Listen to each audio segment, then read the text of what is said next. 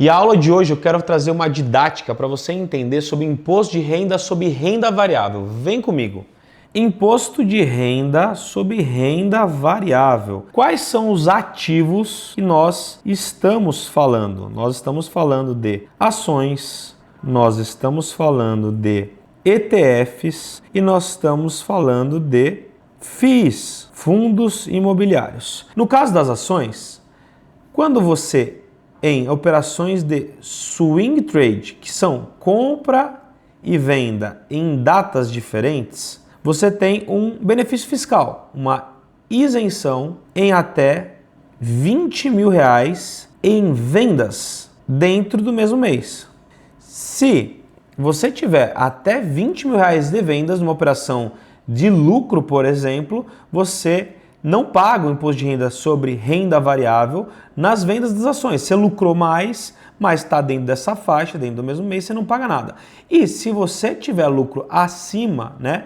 E você vendeu acima de R$20 mil no mês e tiver lucro, e se o lucro representar esse valor, é acima das vendas de R$20 mil dentro do mesmo mês, você vai pagar uma alíquota de 15% sobre o lucro. Johnny, no caso de day trade no caso de ações, não há que se falar em isenção e o percentual day trade é 20% sobre o lucro.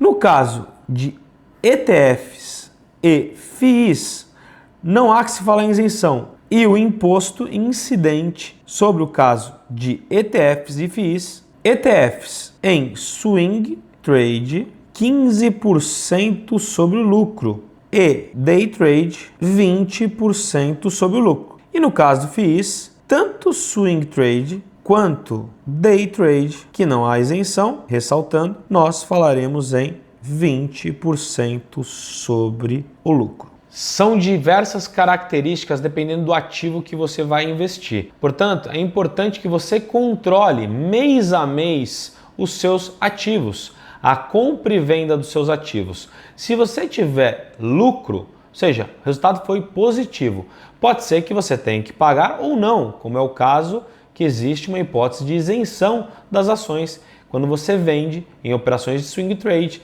dentro do mesmo mês até R$20 mil.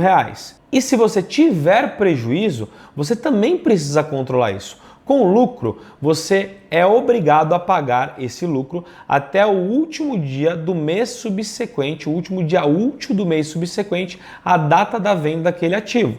Se você teve prejuízo, você pode utilizar esse prejuízo para compensar de um mês para o outro e de um ano para o outro. Portanto, é importante que você controle isso, porque a obrigação não é anual, a obrigação é mensal. E esse controle vai permitir que você tenha uma eficiência muito maior tributária. Por isso, procure um contador ou um advogado tributarista para te ajudar no preenchimento e no controle desses ativos na sua carteira de investidor.